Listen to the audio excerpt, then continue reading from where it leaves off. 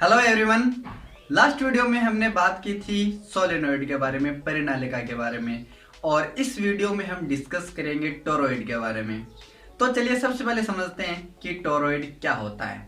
तो यदि किसी होलो रिंग के ऊपर विद्युत रोधी कॉपर के तार को लपेट दिया जाए, यानी इंसुलेटेड जो कॉपर का तार है उसको लपेट दे कुंडलिनी रूप में, हेलिक्स रूप में, तो ऐसे डिवाइस को हम क्या कहेंगे?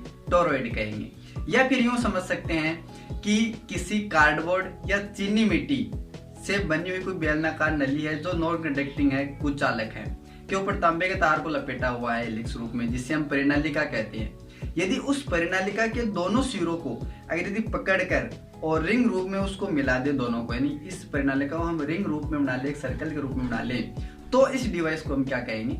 टोरॉइड कहेंगे। चलिए, अब यदि इस टोरॉइड में करंट आई यदि फ्लो कर दे तो हमें पता है कि यहाँ पर मैग्नेटिक फील्ड प्रोड्यूस होगा, और इस मैग्नेटिक फील्ड की डायरेक्शन क्या होगी? तो इसकी डायरेक्शन ज्ञात हम राइट हैंड थंब रूल से ज्ञात कर सकते हैं। इसके अकॉर्डिंग, इस नियम के अकॉर्डिंग, यदि हमारा थंब करंट की डायरेक्शन में रहता है तो हमारी कर्ल की जो फिंगर्स हैं वो मैग्नेटिक फील्ड की डायरेक्शन को डिनोट करेगी।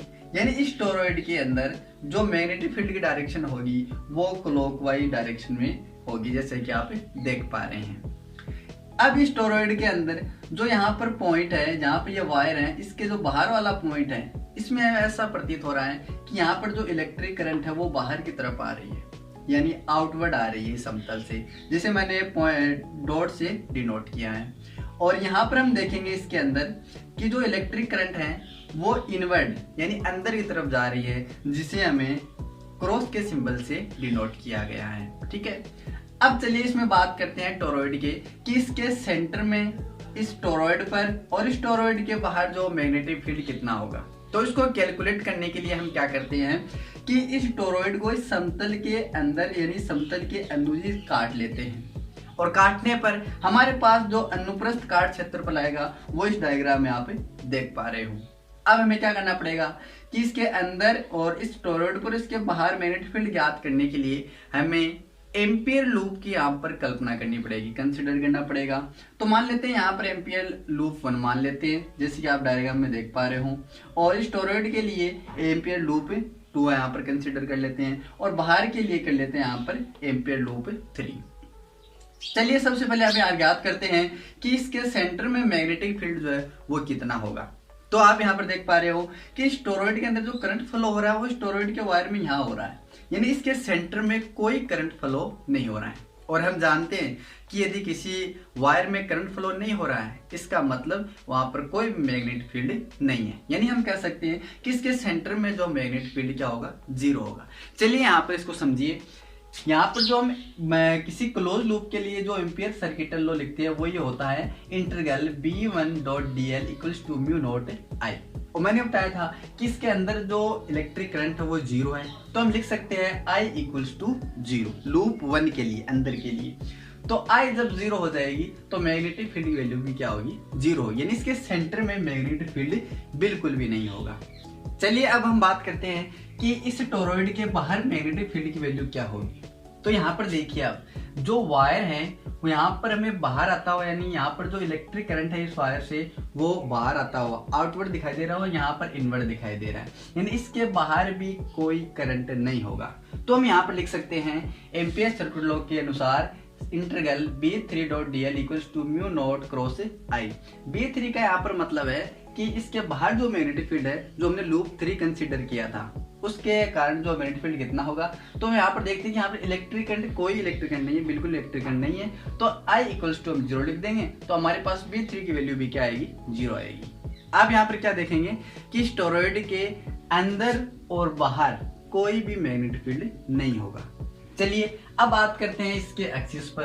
तो ये एक्सिस पर देखें यहाँ पर, तो हमने इस एक्सिस के लिए यहाँ पर लूप 2 जो है वो कंसीडर किया था।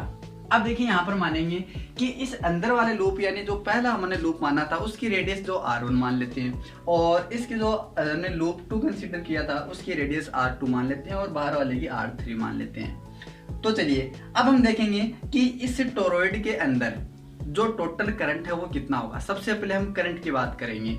तो देखिए अब यहाँ पर करंट ज्ञात करने के लिए आप देखेंगे कि यहाँ पर जो सर्कुलर रूप में है, यानी इस सारे डिस्टेंस के अंदर जो है वो तार लपेटे हुए हेलिक्स रूप में, तो ये डिस्टेंस क्या हुई, एक सर्कल है यानी 2πr, यानी r हमारे पास रेडियस कितनी मानी थी हमने, r2 लूप 2 के लिए, तो हमारे पास 2πr डिस्टेंस है।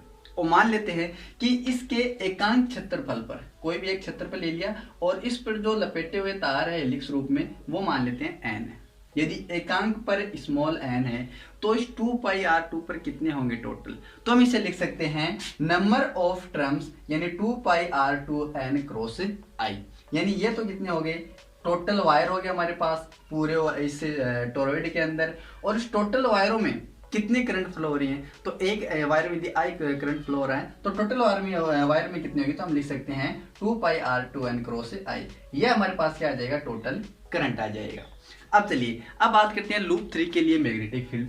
तो इसके लिए हम एम्पियर सर्किट लॉ के अनुसार integral B.dl equals to mu naught cross summation i लिख सकते हैं।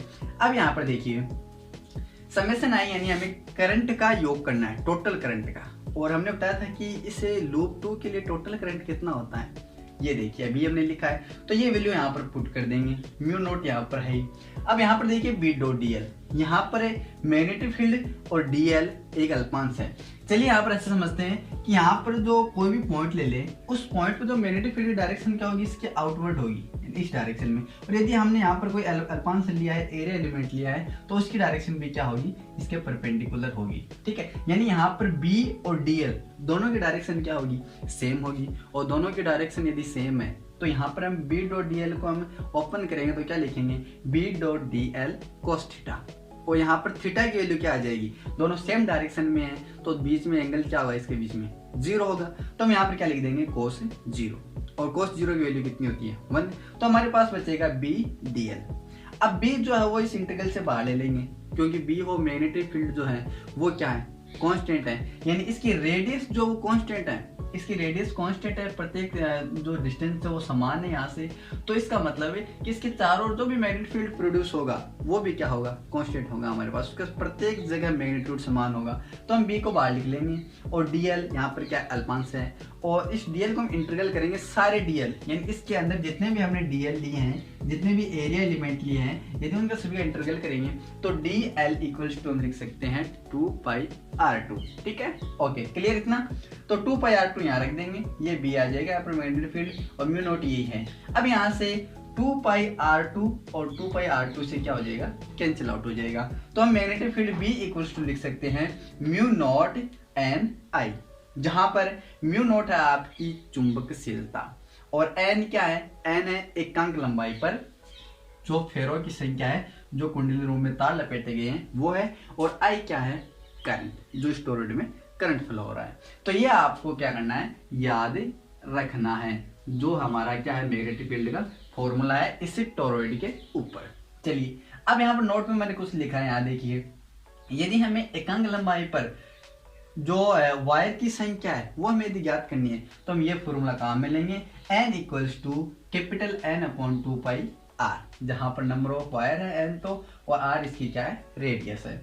और यहाँ की जो रेडियस ज्ञात करना चाहें, यदि हम लूप 2 के लिए रेडियस ज्ञात करना चाहें इस टोरॉइड के लिए, तो इसकी आपकी क्या होगी, ये radius r1 plus r2 upon 2, यानी r1 कौन सी थी, आपके अंदर वाले की जो हमने लूप 1 कंसीडर किया था, वो r2 रेडियस किसकी है, जो लूप 2 हमने कंसीडर किया था, दोनों के योग करके हम 2 का भाग लगा देंगे तो हमारे पास क्या आ जाएगी, इस टोरॉइड की रेडियस आ जाएगी। तो आई होप कि आपको ये वीडियो पसंद आया होगा।